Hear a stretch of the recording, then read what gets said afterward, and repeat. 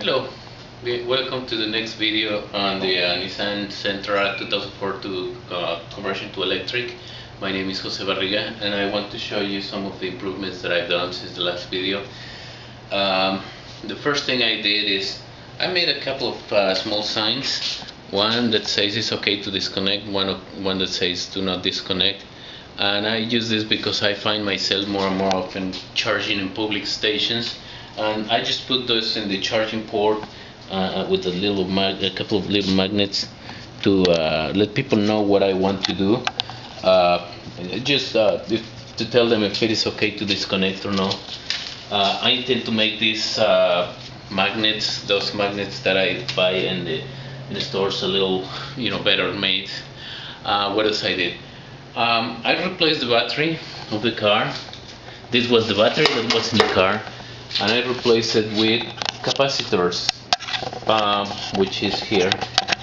I realized that when I put six 2.5 volts capacitors in series, I don't really need a battery anymore. This lasts like 100,000 charging discharging time, so this basically lasts forever.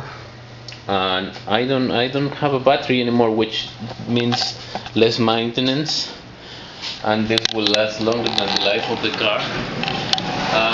I installed an inertia switch, which is this, just for safety.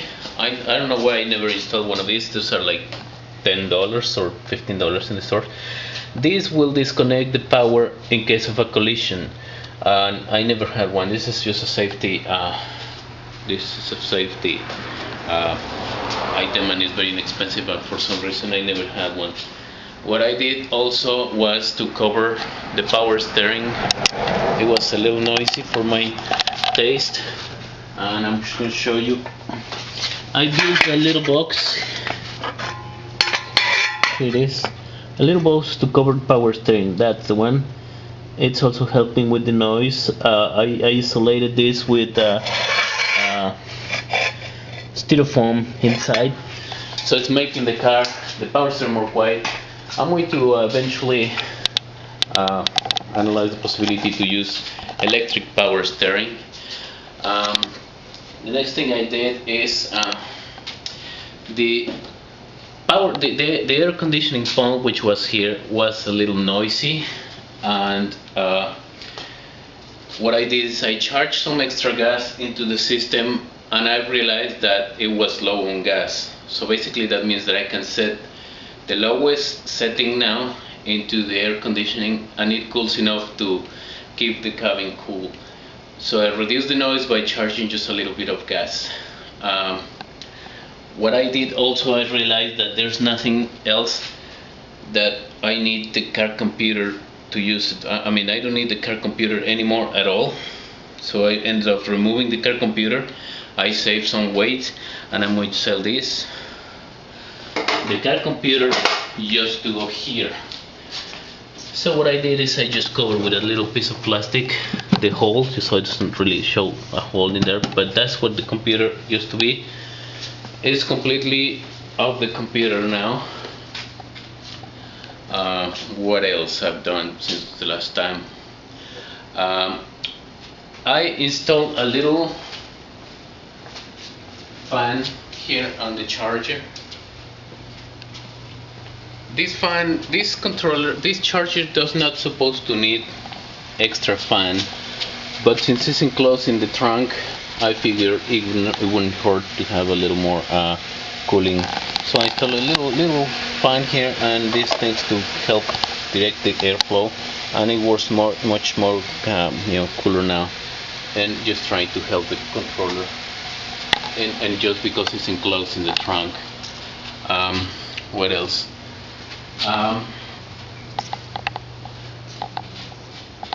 There's a company called BMW Motor Works here in the United States, which is doing an open source project to build an electric charging station for about $100, and I bought one. Those charging stations for about $100. It's a very good idea. It has a few components of do it yourself, and what you really need to provide besides the little controller are the cables. the cable to the house and the cable to the car. So what I did is I bought this used in eBay. I was originally planning to use a volt cable, but I found this very inexpensive. I paid like $85 for this, shipping included. And even though it's used, it's in very good condition. So I plan to use this in my charging station. And I already started receiving components. They're going to send my components in 2 parts, but I already received the first part, and they sent something like this. They sent several parts as the main board and a few of the components. I'm waiting for the enclosure. But this is going to be my charging station for around $100, and a few parts here that I'm going to use. What else? I am also starting to learn Arduino, the Arduino small computers that allow me to connect several parts of the car in a number of digital and analog inputs to an output, digital and analog outputs. And what this is going to allow me is to control things in the car, like for example trying to activate the cruise control.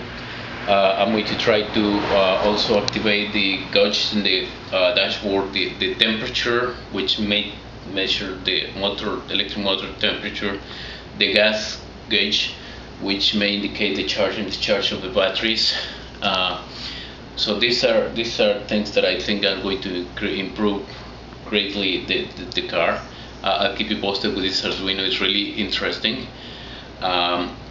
I think I can do things, for example, like when I stop in the red lights, I can, for example, stop the power steering, the pump of the power steering. So there are very interesting things that this Arduino seems to be able to do to me. I'm learning at the moment. I'll be implementing one in the near future. Okay, the other things that I did, and I'm going to show you by driving the car. I fixed the dashboard indicators. The speedometer and the tachometer are working fine. All the indicators too. But for that, unfortunately, I had to buy another dashboard unit.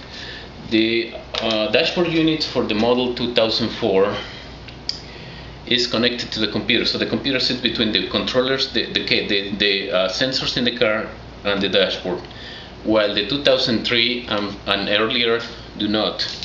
So this was the original car dashboard, and since I don't have a computer anymore, I had to replace it with another model, which was connecting all the indicators, all the cables directly to the dashboard.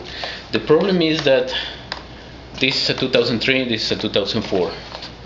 The problem with this is that all the cables do not match the signals.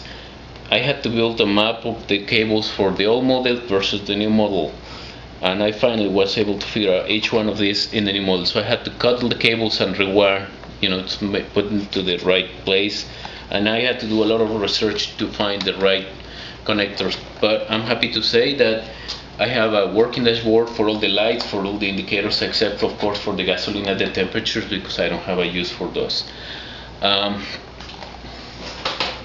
I'm going to drive around to show you how the dashboard works, but I did also a very important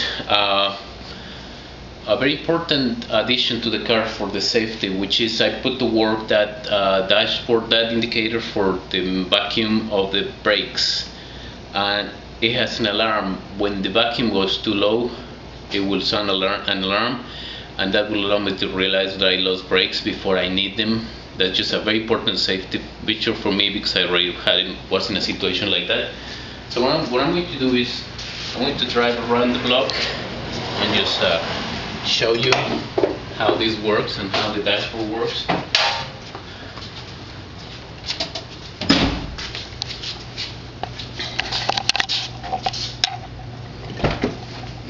Okay, so let's drive around the block. You will also be able to hear that the power steering is not so noisy anymore, and that the air conditioning is not so noisy anymore, and I'm much happier with that. This is my vacuum indicator, and I'm going to show you how it alarms when it beeps when the vacuum is too low. So let me step on the brake many times to show you.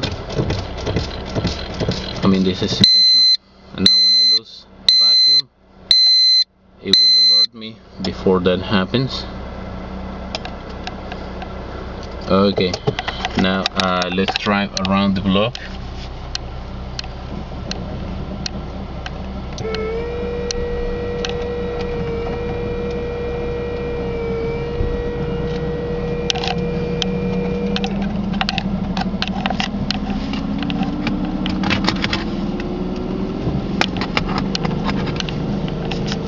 No, that's the air conditioning is on, and that's all the noise it makes. If you see, I have blinkers, lights. I have all the indicators working now.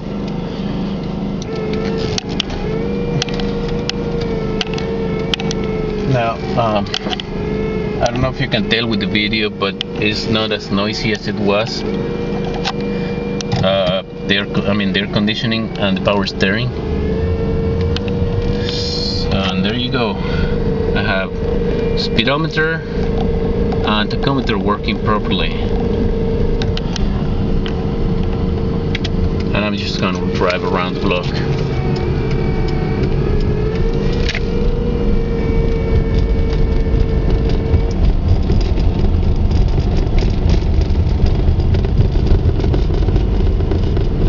The other indicators still here, which are working fine as well.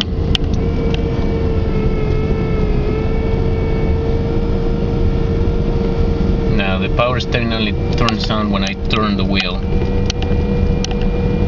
as I explained in a video earlier.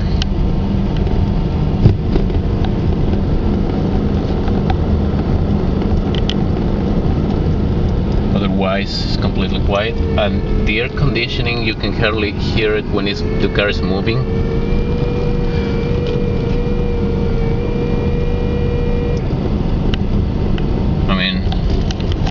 It's on right now. You can hardly hear it, and half of the noise is actually for the fan.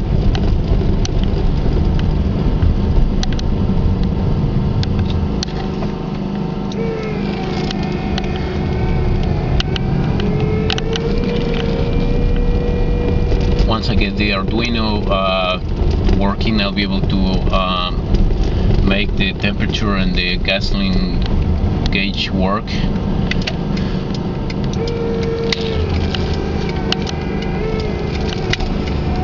And well, that's it for this video. I hope you enjoyed. Bye.